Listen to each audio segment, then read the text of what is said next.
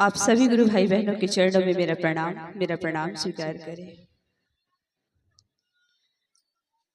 अभी आप लोगों ने चर्चा सुना, महादेव जो जगत के गुरु हैं उन्हें हम लोगों ने अपना गुरु बनाने की बात कर रही है।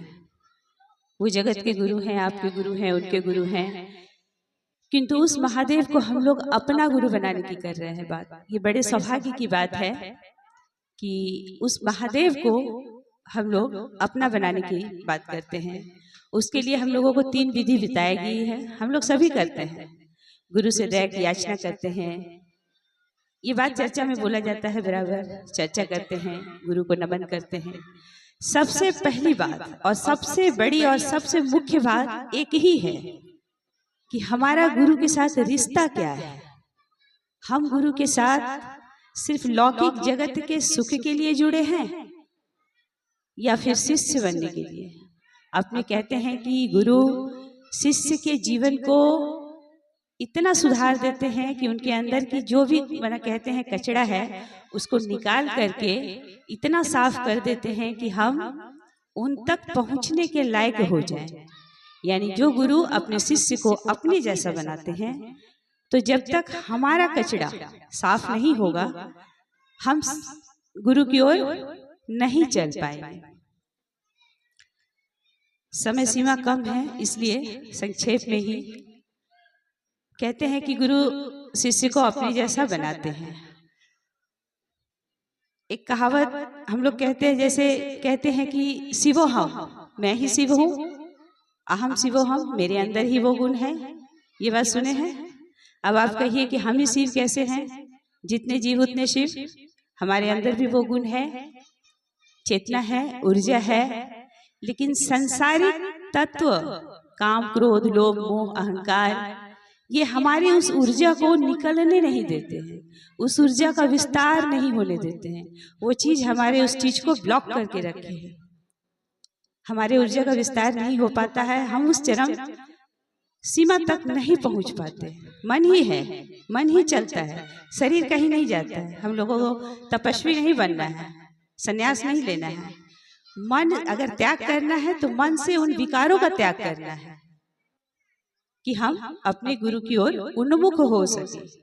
आप घर में बैठे बैठे ही सोचिए, हम आप सभी के लिए है कि हम घर में बैठे बैठे ही सोचें कि कैसे हम गुरु पद को प्राप्त कर सकते हैं। गुरु पद का मतलब उनका चरण भी होता है, कैसे प्राप्त कर सकते हैं ये विचार हम लोग खुद करें, कैसे जाएं।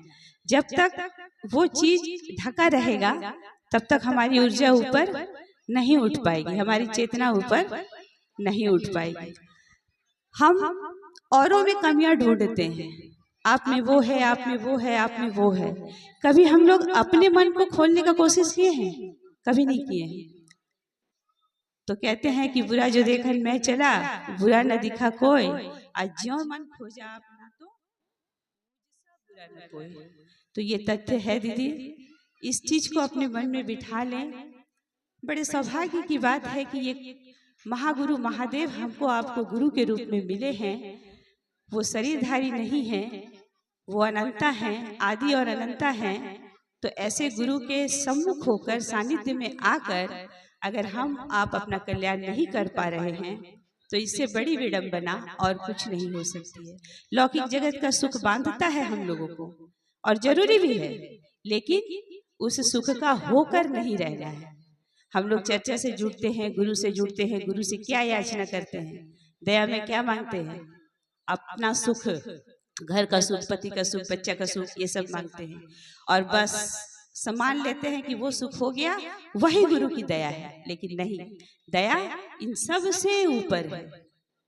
जीवन का कष्ट मांगेंगे उनसे, लेकिन एक चीज और कि हमारा उनसे प्रेम बना रहे, गुरु से हमारा सानिध्य बना रहे, वो नहीं टूटे। उसके लिए अपने क्या करना होगा? अपने मन को बांधना होगा, मन को पकड़ना होगा, बहना नहीं है, किसी भी उल्टे सीधे बहाव में नहीं बहना है। सही और गलत का निर्णय हम खुद कर सकते हैं, खुद पा सकते हैं। तो फिर ये इतने मन जो विचलित होता है ये नहीं होना चाहिए। तो बहुत है हम लोग चर्चा में, हम लोग एक दूसरे से जुड़ते हैं, दया की याचना करते हैं, गुरु से कहते हैं कि हे गुरु दया कर दीजिए। दया क्या करिए कि मेरा मन आपके चरणों में लगा रहे। दया करिए कि हम आपका चर्चा कर सके।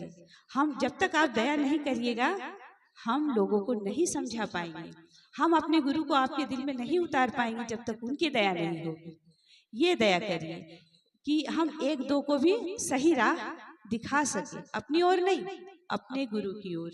और जब मेरी बात से कोई दो चार गुरु बहन गुरु भाई गुरु की ओर चलते हैं तो ये मेरे लिए सबसे बड़ा पुण्य समझ लीजिए, आपका खाता लिखा गया, ये बहुत बड़ा है। तो जब तक उनकी दया नहीं होगी हम चर्चा भी नहीं कर पाएंगे, नहीं कर पाएंगे चर्चा। तो वो तो माध्यम है, गुरु की दया होती है लेकिन कहीं ना कहीं किसी के माध्यम से होती है। कभी विचार किए होंगे कि कभी कोई आपके साथ अच्छा व्यवहार करता है तो आपके मन में उनके प्रति प्रेम आ जाता है, करुणा आ जाता है, आप मन से उसको आशीर्वाद दे देते हैं ना। तो वो तो हो गया, वो आशीर्वाद कैसे लगा, उनकी दया या उनकी कृपा आपके द्वारा होके उनको पहुंच गया। तो ये भी एक विचार है, तो सोचिए कैसे होता है। दूसरे सूत्र में चर्चा यही है। और तीसरे सूत्र में अपने गुरु के चरण से जुड़ने के लिए हम लोग नमः शिवाय से उनके चरणों में प्रणाम करते हैं। यथा विधि जैसे सांस हो, सबसे अच्छा सांसों की माला के द्वारा। ये माला टूटेगा नहीं जब तक जो उनकी द्वारा बनाई गई है माला महादेव की द्वारा, वही हमारी माला बनी हुई है। तो सांसों से नमः और शिवाय, अपने गुरु के चरणों में प्रणाम। तो सबसे मुख्य बात, ये 3 सूत्र से जुड़कर, सिर्फ 3 सूत्र से ही नहीं जुड़ना है, 3 सूत्र से जुड़कर अपने गुरु से जुड़ना है। हम खुद ही अपने आप को आके खुद का डॉक्टर हम खुद बने। अपने शरीर का डॉक्टर हम बनते हैं ना, ठंडा लगता है तो लगता है हाँ बुखार आया हमको ये दवा खाना है, खांसी होता है तो ठीक उसी तरह मन का भी डॉक्टर हम लोगों को चिकित्सक बन जाना चाहिए कि मेरा मन किस दिशा में भाग रहा है, मेरा मन कहाँ पकड़ रहा है, हम गुरु की ओर चल रहे हैं या कहीं और, अपने गुरु के लिए चल रहे हैं या किसी और चीज के लिए। बस ये विचार जहाँ हम और आप कर लेंगे बस ठीक है, एक बिंदु पर टिके रहना। महादेव हमारे गुरु हैं, वही रहेंगे और बस उनकी ओर चलने के लिए ये 3 सूत्र का पालन और गुरु से दया की याचना। आशा है हम सभी इसी ओर चले, इसी में हमारा आपका सबका कल्याण है। इसी के साथ मैं अपनी वाणी को विराम करती हूँ। आप सबों को पुनः मेरा प्रणाम।